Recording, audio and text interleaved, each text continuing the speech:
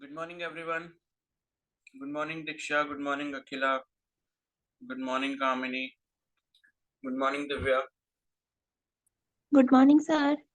Good morning.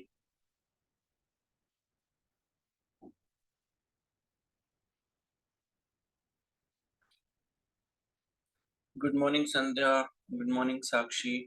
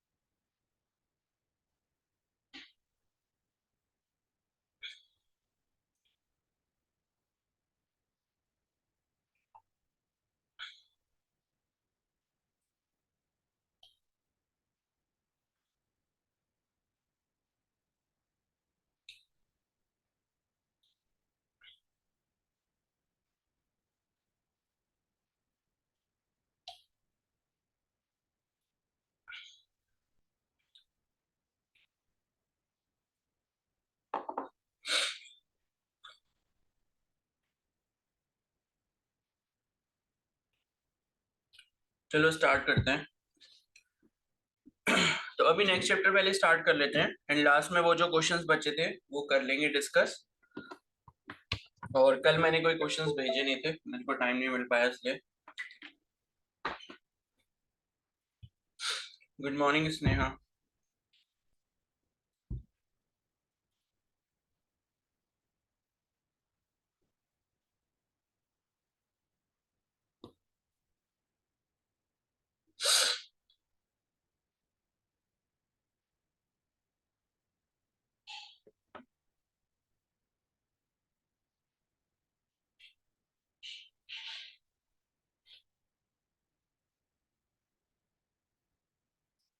तो अब next chapter start करते हैं, ठीक है।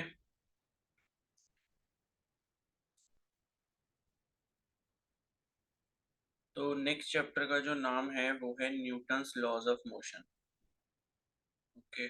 और ये जल्दी जल्दी आओ, अभी इतना लेट क्यों ज्वाइन कर रहे हो सब?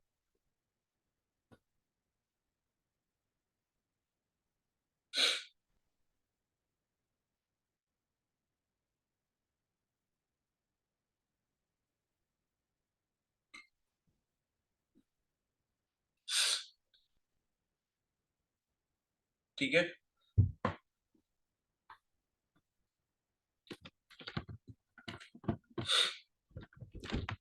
और कल टेस्ट है, सभी को पता होगा।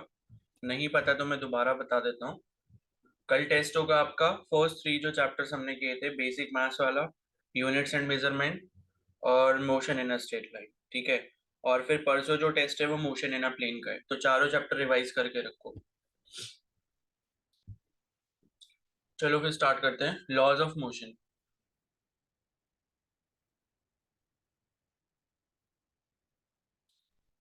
ठीक है। तो बचपन से पढ़ते हुए आ रहे हो ये जो चीज है लॉज ऑफ मोशन। कितने लॉज होते हैं ये सभी को पता होता है, किसके लॉज हैं ये भी सबको पता होता है। किस चीज के लिए बने ये भी सबको पता होता है, ठीक है। और नहीं पता तो मैं फिर से बता देता हूँ।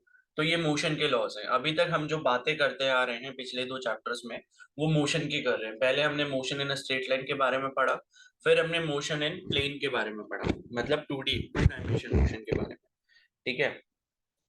तो मोशन को गवर्न करने वाले जो रूल्स हैं, जो नियम हैं, उन्हीं को हम लॉज ऑफ मोशन बोलते हैं।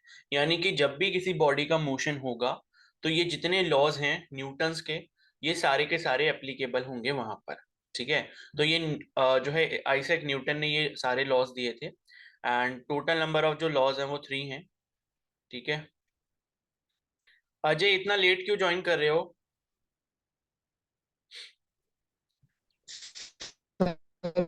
बाहर गया था सर। चलो ठीक है, टाइम से ज्वाइन किया करो। चलो लॉज ऑफ मोशन है, ठीक है।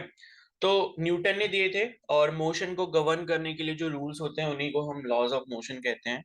और बस यही दो चीजें इंपॉर्टेंट है। और टोटल नंबर ऑफ जो लॉज हैं वो थ्री हैं। तो हम वन बाय वन करके एक एक लॉ को पहले डिस्कस करेंगे। सबसे इंपॉर्टेंट जो लॉ रहता है जिससे आपके न्यूमेरिकल सॉल्व होते हैं मैक्सिमम, वो आपका सेकंड लॉ होता है, ठीक है। तो लॉ यहाँ पर डिस्कस करते हैं। तो लॉ डिस्कस करने से पहले कुछ यहाँ पर चीजें हैं इंपॉर्टेंट, उनको डिस्कस कर लेते हैं एज पर योर एनसीईआरटी, जिसकी वजह से इन लॉज का जन्म हुआ। ठीक है, ये लॉज लाने की जरूरत क्या पड़ी, ये लॉज की डिस्कवरी होने से पहले क्या क्या ऐसी चीजें हुई जिसके बाद ये लॉज को डिस्कवर करना पड़ गया। ठीक है, उसके बारे में थोड़ा सा देख लेते हैं। तो देखो यहाँ पर सबसे पहला जो टॉपिक है वो है एरिस्टोटल्स फॉलिसी।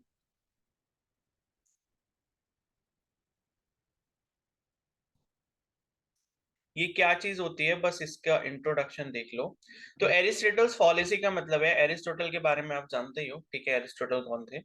तो यहाँ पर जो है, इन्होंने एक चीज ये बोली थी, जो सबसे इंपॉर्टेंट लाइन ये बोली थी कि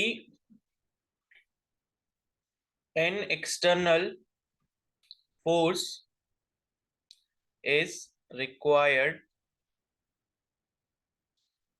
to keep a body in motion.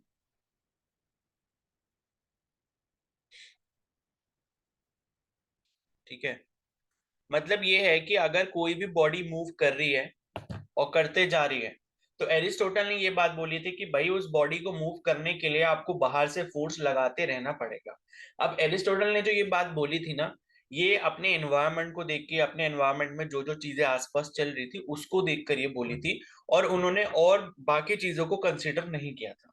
लेकिन आज के टाइम पे जैसे कि हमें पता है, जो न्यूटन्स ने लॉज निकाले थे, जो फर्स्ट लॉ था लॉ ऑफ इनर्शिया, उसके अकॉर्डिंग ये चीज साबित हुई थी कि भाई अगर कोई बॉडी मोशन में तो वो मोशन में रहेगी, अगर कोई बॉडी स्टेशनरी है तो वो स्टेशनरी रहेगी, जब तक कोई भी बाहर से एक्सटर्नल फोर्स अप्लाई नहीं किया जाएगा।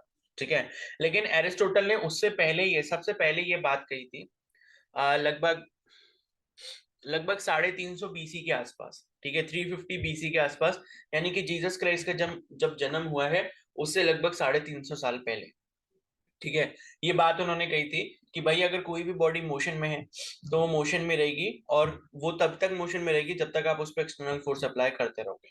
बस ये चीज उन्होंने कही थी। ठीक है, अब ये चीज उन्होंने कैसे कही थी, उन्होंने ऐसा सोचा होगा कि भाई हम चल रहे हैं, तो हम जब अपने ऊपर जब तक फोर्स लगाएंगे तब तक चलते रहेंगे, जब अपने ऊपर अपनी पैर के ऊपर फोर्स लगाना बंद कर देंगे तो हम रुक जाएंगे।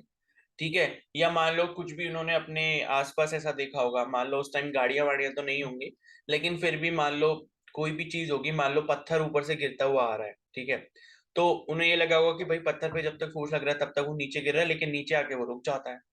ठीक है, या उन्होंने कोई पत्थर को दूर फेंका हाथ से उठा के, तो उन्होंने कहा कि भाई मैंने इस पे जितना फोर्स लगाया है उतना फोर्स इस पे काम करेगा, और काम करने के बाद जैसे ही वो फोर्स की वैल्यू खत्म हो जाएगी उस पे से, तो उसकी वेलोसिटी पत्थर की जीरो हो जाएगी और वो पत्थर जो है रुक जाएगा। ठीक है, और अगर रुका हुआ पत्थर होगा तो मैं उस पर अगर फोर्स लगा दूंगा तो वो चलने लगेगा। ठीक है, तो ये सारी चीजें थी, मतलब इन्होंने ऐसा ऐसा सोचा होगा। तो बस इन्होंने ये बात बोली कि भाई अगर कोई भी बॉडी मोशन में है तो उसके ऊपर एक्सटर्नल फोर्स हमको लगा के रखने पड़ेगा। और आज के टाइम में अगर इस चीज को इमेजिन किया जाए कि गाड़ी है अगर हमारे पास, तो गाड़ी पे अगर आप एक्सेलेरेटर पे पैर रखे रहोगे तब तक वो गाड़ी आगे बढ़ती रहेगी, अदरवाइज वो गाड़ी रुक जाएगी, यानी कि जब तक आप गाड़ी पे फोर्स लगा रहे हो तब तक वो आगे बढ़ेगी। ठीक है, तो ये चीज थी एरिस्टोटल्स फॉलेसी।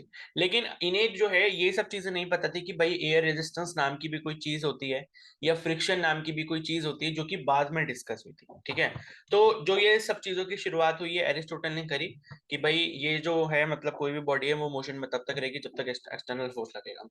उसके बाद यहाँ पर जो है एक आपका गैलीलियो नाम का जो साइंटिस्ट है वो आए। ठीक है, फिर गैलीलियो ने क्या करा, इसके रिगार्डिंग एक एक्सपेरिमेंट करा। ठीक है, मतलब बेसिकली जो यहाँ पर लॉ ऑफ इनर्शिया की शुरुआत हुई ना, जो ये चीज बोली गई थी कि भाई जो चीज जहां पर है वो वहां पर रहेगी और जो चीज चल रही है वो चलती रहेगी, उसकी शुरुआत गैलीलियो ने करी थी। गैलीलियो का जो एक्सपेरिमेंट था उससे ये चीज प्रूव हुई थी। ठीक है, लेकिन बाद में क्या करा, आइजैक न्यूटन ने इसी चीज को यूज करा और साथ में दो लॉज उसके साथ और आपके लिए यहाँ पर परोस दिए, एंड उसको फिर बोल दिया गया Newton's laws of motion, Newton's three laws of motion. ठीक है, तो यहाँ पर गैलीलियो का जो एक्सपेरिमेंट था उसको थोड़ा सा समझ लेते हैं कि क्या था। एक्चुअली इन्होंने क्या करा था, मान लो ये एक स्लोप था, और उसके बाद यहाँ पर एक और स्लोप था इस तरीके से। ठीक है, तो उन्होंने क्या करा था, ये जो स्लोप की हाइट थी ना, ये जो स्लोप की हाइट थी यहाँ से इधर मान लो अगर h है, तो इधर की साइड से भी एच थी, और ये सेम एंगल पे रखा था दोनों तरफ से, ठीक है। मतलब यहाँ पर ये जो एंगल था आपका, इधर एंगल और इधर एंगल, ये दोनों एंगल आपके बराबर थे। ये मान लो 1 हो गया, 2 हो गया, तो एंगल 1 इक्वल टू एंगल 2 था, ठीक है। तो ये इन्होंने एक चीज करी थी। तो अब इन्होंने एक्सपेरिमेंट में करा क्या कि ये स्लोप बनाई दो, और स्लोप बनाने के बाद जब इन्होंने यहाँ से बॉल को रिलीज किया, और इसमें कुछ ना कुछ वेलोसिटी डेवलप हो गई। रिलीज करने के बाद ये जहां से बॉल इन्होंने छोड़ी थी, तो दूसरी तरफ ये जब बॉल गई, तो यहीं तक, मतलब सेम हाइट तक वो ट्रेवल करती हो गई, ठीक है।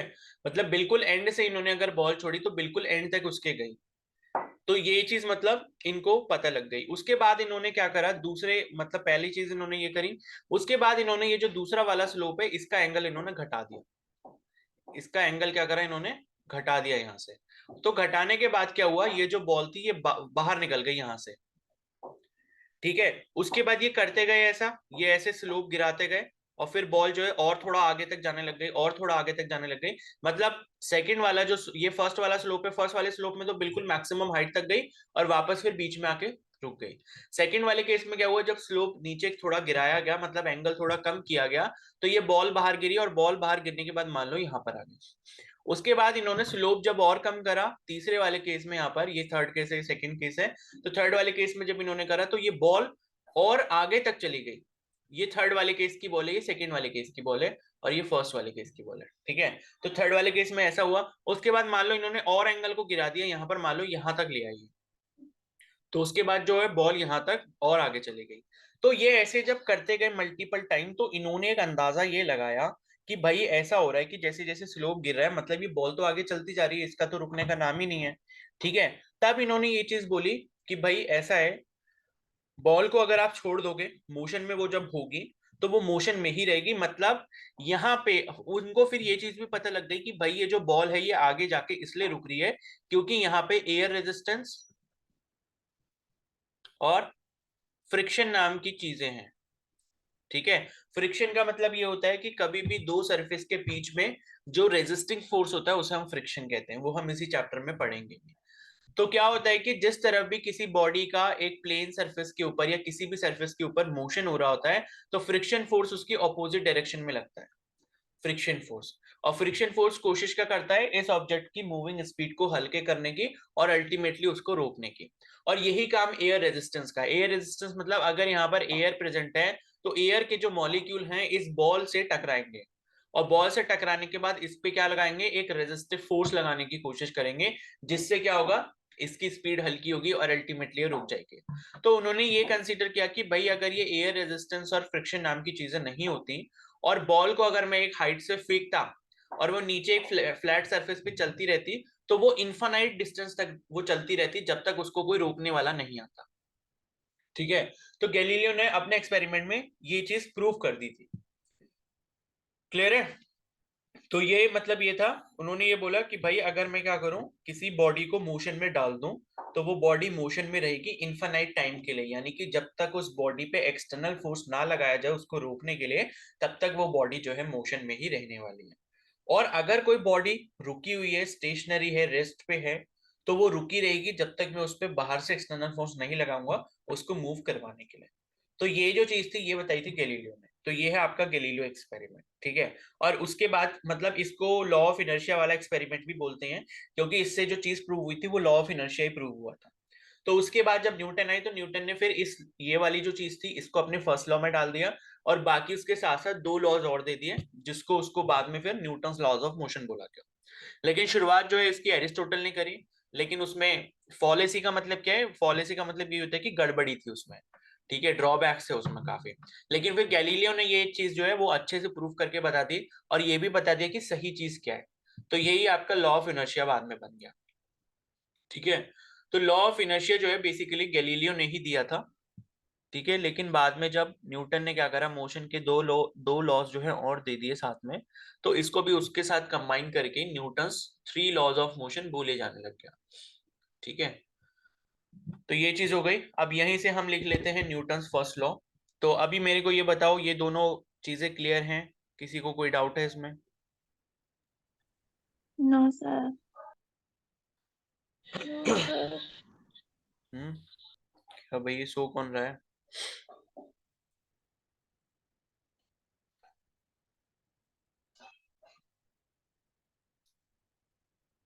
चलो, नंदिता समझ आ गया? नंदिता जी,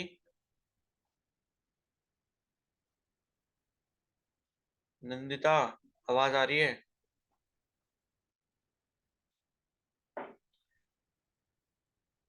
क्या लिखा है ये? टी? समझ आ गया ये नहीं? सर हाँ थोड़ा बहुत आ गया। थोड़ा थोड़ा? Yes sir. क्यों, सो रहे हो क्या? थोड़ा थोड़ा क्यों आ रहा है? पूरा क्यों नहीं आ रहा? बोलो। अरे तो प्रॉब्लम कहाँ है ये तो बताओ, थोड़ा थोड़ा अगर आया तो पूरा पूरा क्यों नहीं आया?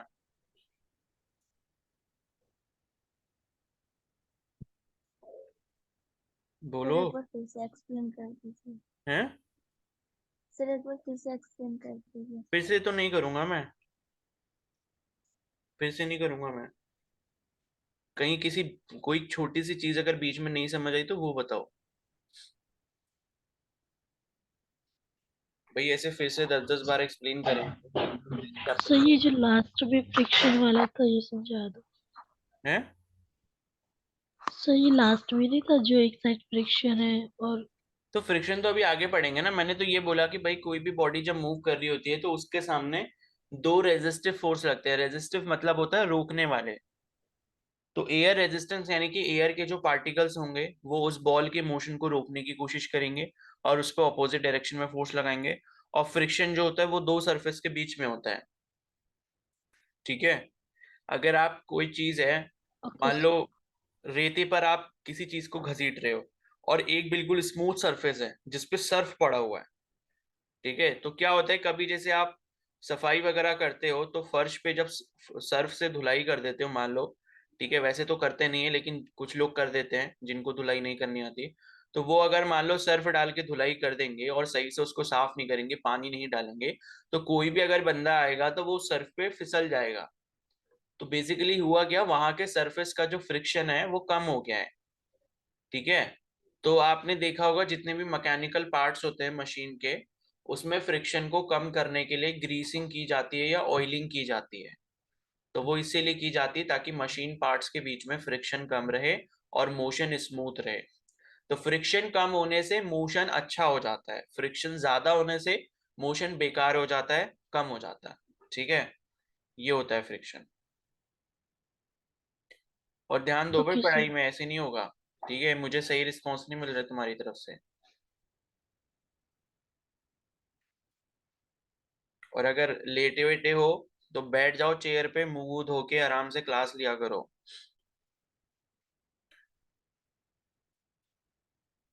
तो चलो फर्स्ट लॉ लिख लेते हैं। ठीक है?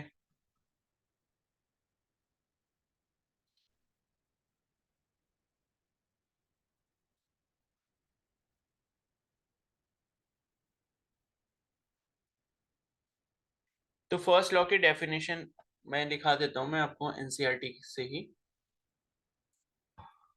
तो ये है, every body continues to be in states continues to be in its state of rest और of यूनिफॉर्म मोशन। ठीक है? यूनिफॉर्म मोशन का मतलब यही है कि भाई बाहर से अगर कोई एक्सटर्नल फोर्स नहीं लगेगा तो जिस वेलोसिटी से वो चल रहा है उसी वेलोसिटी से चलता रहेगा वो। ठीक है? तो और of uniform motion in a straight line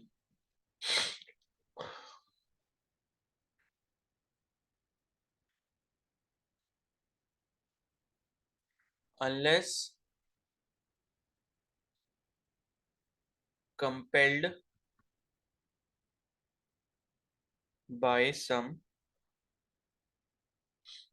external force to act otherwise। ठीक है? तो ये है। और यहाँ पर इसकी दूसरी डेफिनेशन भी है, वो भी देख लेते हैं। तो पहली वाली डेफिनेशन तो ये कह रही है कि भाई कोई भी बॉडी अगर रेस्ट में है या फिर यूनिफॉर्म मोशन में, स्ट्रेट लाइन में, तो वो वैसे ही रहेगी जब तक उस पर कोई बाहर से एक्सटर्नल फोर्स नहीं लग जाता। ठीक है? या फिर इसको दूसरे वर्ड्स में और लिख सकते हैं, if the net external force on a body is 0.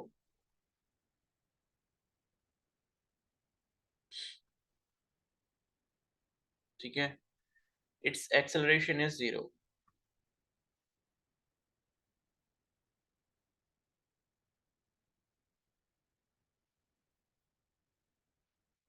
Acceleration can be non-zero only if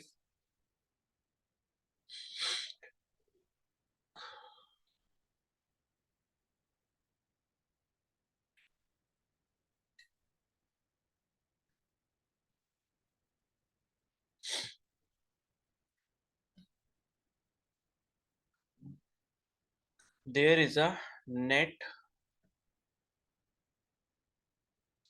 external force on the body. ठीक है, तो ये डेफिनेशन लिख लेना जिसने नहीं लिखी है। तो दूसरी डेफिनेशन ये बोलती है कि भाई अगर नेट एक्सटर्नल फोर्स 0 है तो एक्सेलरेशन 0 होगा। एक्सेलरेशन 0 का मतलब क्या है भाई? एक्सेलरेशन 0 का मतलब है वेलोसिटी कांस्टेंट। आपको ये चीज पता होगी, हमने क्या पढ़ा था कि भाई अगर एक्सेलरेशन 0 है तो एक्सेलरेशन हम कैसे लिख सकते हैं? डीवी बाई डी टी लिख सकते हैं। और डीवी बाई डी टी क्या होता है? Rate of change of velocity with respect to time. इस चीज से आपको ये पता चल रही है। तो rate of change of velocity with respect to time का मतलब क्या होता है? अगर वो 0 है तो इसका मतलब क्या मिलेगा हमें? Velocity is constant. और वैसे भी आपको एक चीज ये पता है कि भाई अगर किसी भी टर्म का डिफरेंशिएशन 0 होता है तो वो कब होता है? जब वो चीज कांस्टेंट होती है। या दूसरी चीज ऑपोजिट इसकी क्या है कि कांस्टेंट का जो डिफरेंशिएशन होता है वो 0 होता है। तो वेलोसिटी का यहाँ पर जब हमने डिफरेंशिएशन करा, अगर वो हमें 0 के बराबर मिल रहा है, इसका मतलब वेलोसिटी कांस्टेंट है। ठीक है, तो ये कब होगा? If F net is equal to 0, ये इसकी कंडीशन है। ठीक है, तो एफ नेट अगर 0 होगा, एक्सटर्नल नेट फोर्स यहाँ पर 0 होगा, नेट एक्सटर्नल फोर्स, तब यहाँ पर एक्सेलरेशन 0 होगा। एक्सेलरेशन 0 का मतलब वेलोसिटी कांस्टेंट। ठीक है, अब ये एफ नेट क्या होता है ये भी समझ लो, क्योंकि फोर्स अलग चीज है और नेट फोर्स अलग चीज है। मान लो अगर ये कोई कार है इस तरीके से, ठीक है, तो ये मान लो अगर कोई कार इस तरफ मूव कर रही है, ठीक है, तो अब नेट एक्सटर्नल फोर्स का मतलब भी समझ लो। यहां पर क्या है, ये गाड़ी जो अगर मान लो इधर मूव कर रही है, इसकी वेलोसिटी सपोज इस टाइम पे 10 मीटर पर सेकेंड के बराबर है। तो मैंने क्या करा, मैंने बेसिकली यहां पर इस गाड़ी पे पीछे से लगाया 10 न्यूटन का फोर्स और यहां आगे से लगाया 10 न्यूटन का फोर्स। तो अब मेरे को ये बताओ, क्या गाड़ी के वेलोसिटी पे कोई फर्क पड़ेगा या नहीं पड़ेगा?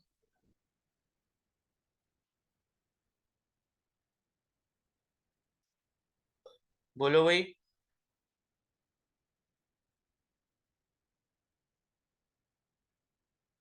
No sir. क्यों नहीं पड़ेगा? सर जितना बल आगे से उतना ही बल पीछे से भी लग रहा ना। हम्म, तो संध्या आप बताओ। सर नहीं पड़ेगा क्योंकि इक्वल फोर्सेस लग रहे हैं। ठीक है, तो देखो यहाँ पर पड़ेगा इसलिए नहीं, बिकॉज यहाँ पर नेट फोर्स जब अभी देखोगे ना, अब तो नेट फोर्स जो आपने लगाया वो 0 है। अगर मान लो ये फोर्स इधर से F1 लग रहा है और ये फोर्स इधर से F2 लग रहा है और दोनों बराबर हैं, ठीक है, आपको ये पता है, आपने जो रिजल्टेंट वाला फॉर्मूला पढ़ा था, क्या था? F1 square plus F2 square plus 2F1 F2 cos theta, ये चीज पढ़ी थी। अब थीटा जब यहाँ पर देखोगे, एक फोर्स ऐसे लग रहा है, एक फोर्स ऐसे लग रहा है, तो इनके बीच का जो एंगल हो गया कितना हो गया? 180 डिग्रीज का हो गया। तो जब भी 180 डिग्रीज होता है, कॉस 180 होता है -1। तो ये जो आपको मिलता था, क्या मिलता था? √F1 square plus F2 square. ये कॉस थीटा जो है कॉस 180 हो गया। कॉस 180 की वैल्यू क्या होती है? -1। ठीक है, तो -1 जब हो जाएगा तो -1 को 2F1 से मल्टीप्लाई करोगे तो ये प्लस वाला जो था ये -2F1 F2 हो जाएगा। जब ये हो गया तो आपको ये चीज दिख रही है, a square plus B square -2ab, तो ये बन जाता है √a-b का होल स्क्वायर। और ये जब आप बाहर निकालोगे स्क्वायर अंडर रूट से, तो स्क्वायर और रूट जो है वो कैंसिल हो जाएंगे, क्या बचेगा? F1 - F2। रिजल्टेंट क्या बचा? F1 - F2। F1 का मैग्नीट्यूड कितना है? 10 न्यूटन है। F2 का मैग्नीट्यूड कितना है, 10 न्यूटन है। नेट फोर्स यहाँ पर कितना हो गया, 0। यही बात जो हो रही है ना, रिजल्टेंट फोर्स जो होना चाहिए बॉडी पर एफ नेट, उसी को हम बोल रहे हैं रिजल्टेंट फोर्स को। ये अगर 0 होता है तो मतलब है आपका यहाँ पर कोई भी एक्सेलरेशन में या वेलोसिटी में चेंज नहीं आएगा। ठीक है। अगर मान लो मैं पीछे से सिर्फ और सिर्फ 10 न्यूटन का फोर्स लगा रहा होता और बॉडी जैसे मूव कर रही है वो वैसे कर रही है और आगे से कोई भी फोर्स इसके ऑपोजिट में नहीं लगा होता इसको कैंसिल करने के लिए, तो यहाँ पर बॉडी की स्पीड बढ़ जाती।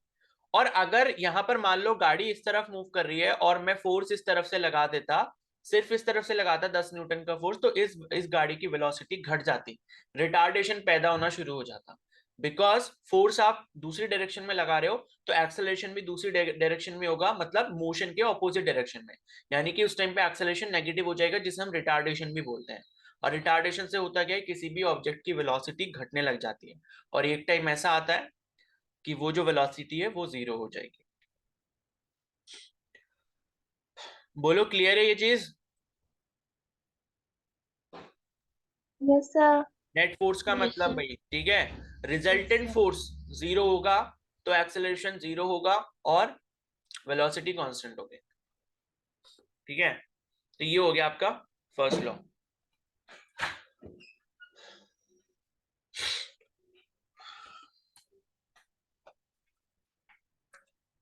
बाकी इसको एक बार रीड जरूर कर लेना, ठीक है, एनसीईआरटी से ये वाला जो टॉपिक है इसमें, क्योंकि काफी सारे और भी एग्जांपल्स दिए होंगे, तो इसकी रीडिंग एक बार जरूर कर लेना। ठीक है,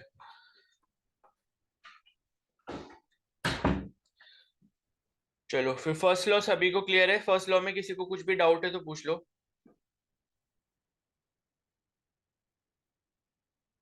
नो सर।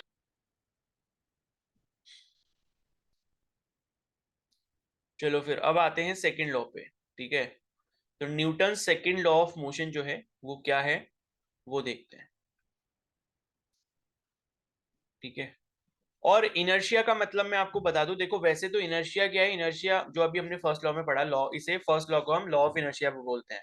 इस चीज को ध्यान रखना, कई बार ये सिंपल सा क्वेश्चन पूछ लेते हैं कि which law is known as law of inertia, तो इसको भी ध्यान रखना। ठीक है, लॉ ऑफ इनर्शिया, ये जो इनर्शिया टर्म होता है ना, देखो इनर्शिया टर्म का मतलब यही होता है किसी भी बॉडी की एक ऐसी प्रॉपर्टी जो उसको मूव करने से या चलते चलते रुकने से रोक दे। ठीक है, इनर्शिया का मतलब है हम जैसे हैं वैसे ही रहेंगे,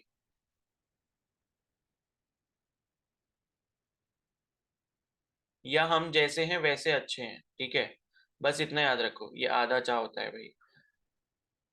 ठीक है, तो हम जैसे हैं वैसे अच्छे हैं, अगर मोशन में तो मोशन में रहेंगे और अगर हम रुके हैं तो रुके रहेंगे। ठीक है, जब तक बाहर से आके हमसे कोई नहीं बोलेगा कि भाई रुक जा या भाई चल, ठीक है, तो तब तक ये चीज वैसी चलती रहेगी या रुकी रहेगी, तो वही चीज आपकी इनर्शिया होती है। और ये जो प्रॉपर्टी ऑफ इनर्शिया किसी भी बॉडी में आती है वो उसकी मास की प्रॉपर्टी होती है, यानी कि मास की वजह से आती है, तो इस चीज को भी ध्यान रखना। तो इनर्शिया को कई बार आप मास से भी रिलेट करते हो।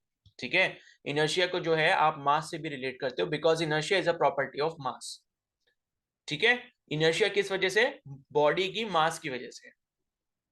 तो बस यही कुछ इंपॉर्टेंट पॉइंट्स थे। अब यहाँ पर हम आते हैं सेकंड लॉ ऑफ मोशन पे। तो देखो second law of motion basically बोलता क्या है यहाँ पर, इसका जो है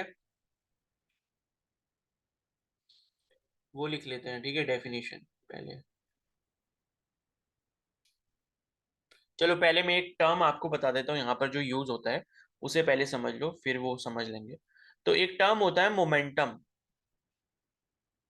ये क्या होता है पहले इसको समझते हैं। ठीक है, तो अभी हम जो बात कर रहे हैं मोमेंटम, ये लीनियर मोमेंटम की बात हो रही है। और लीनियर मोमेंटम मतलब कि अगर मोशन हमारा स्ट्रेट लाइन में हो रहा है, ठीक है, तो उस टाइम पे हम लोग ये मोमेंटम की बात कर रहे हैं। तो एक एंगुलर मोमेंटम भी होता है। अब एंगुलर अगर टर्म आ गए तो आप समझ सकते हो वो मोमेंटम कहाँ यूज होगा, वो आपके सर्कुलर मोशन में होगा या जहां पर रिवोल्यूशन हो रहा होगा। ठीक है, तो वो आपका एंगुलर मोमेंटम होता है, ये वाला आपका लीनियर मोमेंटम होता है, दोनों के फॉर्मूले अलग होते हैं। ठीक है, तो ये जो लीनियर मोमेंटम आपका होता है इसको हम पी से डिनोट करते हैं, स्मॉल पी से। और इसका जो फॉर्मूला होता है बेसिकली होता है एम इंटू वी। ठीक है, एम इंटू वी, तो ये होता है मास और ये होता है वेलोसिटी। तो कोई मेरे को ये बताएगा कि मोमेंटम स्केलर क्वांटिटी होगी या वेक्टर क्वांटिटी होगी?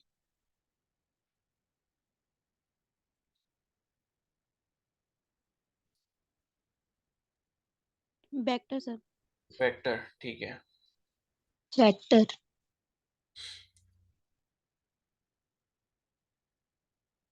ये नंदिता गायब हो गई। नंदिता है तो, नंदिता ये बताओ जरा मेरे को, मास क्या है? मास स्केलर होता है वेक्टर होता है?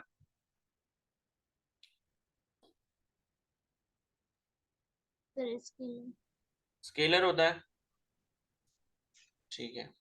तो देखो अभी हम वेक्टर वाले में वो पढ़ के आए थे कि अगर आप किसी भी वेक्टर क्वांटिटी को स्केलर से मल्टीप्लाई करते हो तो वो वेक्टर ही रहती है। अब वेलोसिटी यहाँ पर एक वेक्टर क्वांटिटी है और मास जो है वो स्केलर होता है। तो यहाँ पर रिजल्टेंट जो हमें इसका मिलेगा, अगर हम स्केलर को वेक्टर से मल्टीप्लाई करेंगे तो जो क्वांटिटी मिलेगी वो भी क्या होगी? वेक्टर होगी। तो ये भी आपको चीज यहाँ ध्यान रखनी है कि मोमेंटम जो है, लीनियर मोमेंटम, वो आपका वेक्टर क्वांटिटी होता है। अब ये बेसिकली बताता क्या है, देखो मास इंटू वेलोसिटी का मतलब क्या है, ठीक है? इस चीज को आप समझ लो। मान लो एक बड़ा सा ट्रक है, ठीक है, इसमें मान लो क्या बोलते हैं 1,000 कुंटल मान लो इसमें कोई, इसमें माल ढो रखा है इस ट्रक ने, ठीक है। और ये ट्रक जो है मतलब जा रहा है कहीं पर, और इसकी वेलोसिटी मान लो है 5 मीटर पर सेकेंड की, और इसमें मान लो 10,000 kg मास रखा हुआ है। 10,000 kg कोई सामान जा रहा है, आलू प्याज जा रहे हैं सपोज, ठीक है। तो ये अगर जा रहा है, और उसी दूसरी तरफ मैं क्या करता हूं, मैंने क्या करा, एक मतलब साइकिल वाला ले लिया यहाँ पे, ठीक है। तो ये साइकिल बनेगी नहीं, ठीक है। तो एक साइकिल वाला ले लिया और ये भी मान लो कुछ मास लेके जा रहा है, मान लो ये मास जो है 5 kg टांग के जा रहा है, ठीक है। मान लो 5 किलो इसने आलू सब, आलू मटर वगैरह खरीद लिया है और ये लेके जा रहा है, और इसकी कुछ ना कुछ वेलोसिटी है, मान लो इसकी वेलोसिटी अगर मैं 20 मीटर पर सेकेंड भी मान लेता हूँ, ठीक है, या मान लो 5 मीटर पर सेकेंड मान लेता हूँ, सेम वेलोसिटी से मूव कर रहे हैं अभी, ठीक है। तो अब आप एक चीज ये देखोगे, मोमेंटम जो होता है बेसिकली हमें ये बताता है कि अगर कोई भी मूविंग ऑब्जेक्ट है तो उसके अंदर पावर कितनी है, मतलब पावर का मतलब ये कि वो कितना नुकसान आपको पहुंचा सकता है, ठीक है। अगर मान लो यहाँ पर कोई दीवार होती है और ये दीवार से इस वेलोसिटी से टकरा जाए, और सेम वही दीवार इस साइकिल के आगे होती है और ये साइकिल इससे टकरा जाए, तो नुकसान सबसे ज्यादा किसकी वजह से होगा? ट्रक की वजह से होगा या साइकिल की वजह से होगा? ट्रक। ट्रक की वजह से ट्रक। होगा, ठीक है। तो वो जो क्वांटिटी होती है ना जो ये नुकसान करवा रही है, मतलब जिससे हम नुकसान का एस्टिमेशन लगा सकते हैं, वो मोमेंटम से लगा सकते हैं। मास इंटू वेलोसिटी का मतलब ये है कि इसकी जो यूनिट होती है वो भी देख लो, ये होगी आपकी केजी मीटर पर सेकेंड, ठीक है। केजी हो गई मास की, और ये हो गई आपकी क्या बोलते हैं, वेलोसिटी की मीटर पर सेकेंड, ठीक है। तो यहाँ पर आपको क्या पता चल रहा है कि भाई कोई भी अगर 1 यूनिट मास है, 1 kg अगर मास है, अगर वो 1 मीटर पर सेकेंड वेलोसिटी से मूव कर रहा होगा, तो उसका जो मोमेंटम यहाँ पर होगा वो 1 के बराबर होगा, ठीक है। इसका मतलब है कि अगर आप मास बढ़ा दो या वेलोसिटी बढ़ा दो तो अल्टीमेटली मोमेंटम बढ़ना ही बढ़ना है। कुछ भी आप बढ़ा दो, तो मतलब दोनों में से कुछ भी बढ़ाओ, मास बढ़ा दो या वेलोसिटी बढ़ा दो, ठीक है। तो यहाँ पर आपका जो है मोमेंटम सेम आएगा। अब मैं क्या करता हूं, जैसे मान लो मेरे को पता है 10,000 किलो इसमें ट्रक में सामान है और वेलोसिटी उसकी 5 मीटर पर सेकेंड है, तो अगर मैं इसका मोमेंटम सपोज कैलकुलेट करता हूँ, P of truck momentum calculate करता हूँ, तो मास इंटू वेलोसिटी आ जाएगा 10,000 इंटू 5 = 50,000, ठीक है। 50,000 kg मीटर पर सेकेंड, यूनिट नहीं लिखना, 50,000 हो गया। और मैंने क्या करा यहाँ पर, ये इसका साइकिल पे जो मास था वो 5 kg के बराबर था, और मैंने इसकी अब जो वेलोसिटी यहाँ पर कर दी है वो कर दी है 10,000 मीटर पर सेकेंड, ठीक है। 10,000 मीटर पर सेकेंड। अब अगर मैं यहां पर मोमेंटम निकालूंगा m इंटू वी, तब भी मेरे को यहां पर सेम मिलेगा 50,000 kg मीटर पर सेकेंड, ठीक है। तो अब आप यहां पर देखोगे दोनों का मोमेंटम बराबर हो चुका है। तो कहने का मतलब ये है कि अगर आप ट्रक लेते हो और उसमें 10,000 किलो कुछ भी ढो के उसको 5 मीटर पर सेकेंड की वेलोसिटी से चलाते हो और किसी दीवार से टकरा देते हो, और दूसरा केस लेते हो एक साइकिल का जिसपे 5 किलो मास है, और वो वेलोसिटी उसकी 10,000 तक आपने बढ़ा दी है, सोचो इतनी हाई वेलोसिटी पे अगर साइकिल मूव कर रही है, तो यहां पर जो दोनों का नुकसान होगा वो बराबर होगा। यानी कि जिस जिस मोमेंटम से ये दीवार पे आएगी, टकराएगी, उस दीवार को उतनी ही बुरी तरीके से तोड़ेगी जितनी बुरी तरीके से ये ट्रक तोड़ रहा था। ठीक है, मतलब सोचो अगर इतनी वेलोसिटी से ये साइकिल जो है मूव करते हुए आएगी तो ये दीवार को फाड़ के निकल जाएगी। सोचो मतलब इतनी ज्यादा इसमें पावर आ जाएगी। तो वही चीज मोमेंटम होती है बेसिकली। मोमेंटम का मतलब है कि किसी भी ऑब्जेक्ट के अंदर कितनी पावर है। मतलब पावर तो देखो टर्म वैसे गलत है यहाँ पर यूज करना, लेकिन आप एक तरीके से नॉन टेक्निकल टर्म में ये चीज समझ सकते हो। ठीक है, मतलब कि अगर मान लो किसी का मास ज्यादा वेलोसिटी कम, किसी की वेलोसिटी बहुत ज्यादा मास कम, और अगर मान लो अल्टीमेटली दोनों का मोमेंटम सेम आ रहा है तो इसका मतलब है कि दोनों जो नुकसान पहुंचाएंगे किसी भी चीज को अगर वो टकराते हैं तो वो सेम होगा। ठीक है, तो ये होती है आपकी मोमेंटम क्वांटिटी। ठीक है, तो ये हो गया आपका मोमेंटम। और ये वेक्टर क्वांटिटी होती है केजी मीटर पर सेकंड, इसकी यूनिट हो गई। मास इनटू वेलोसिटी इसका फॉर्मूला होता है। और ये लीनियर मोमेंटम के बारे में हमने पढ़ा है। ठीक है, तो यहां पर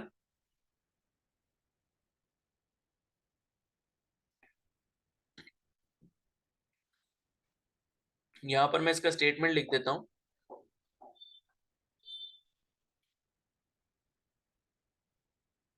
ठीक है, तो यहां पर जो इसका स्टेटमेंट है बेसिकली वो है the rate of change of momentum of a body,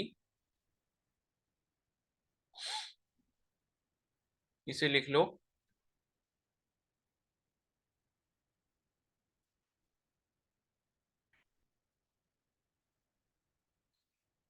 is directly proportional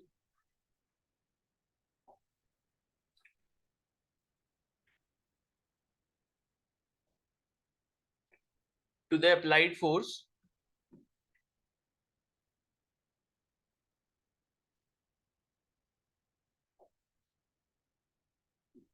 and takes place in the direction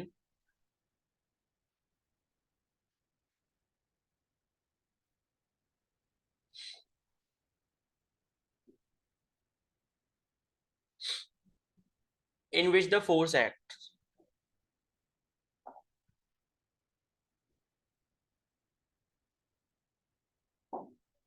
ठीक है, तो ये इसका जो है स्टेटमेंट है सेकंड लॉ ऑफ मोशन का।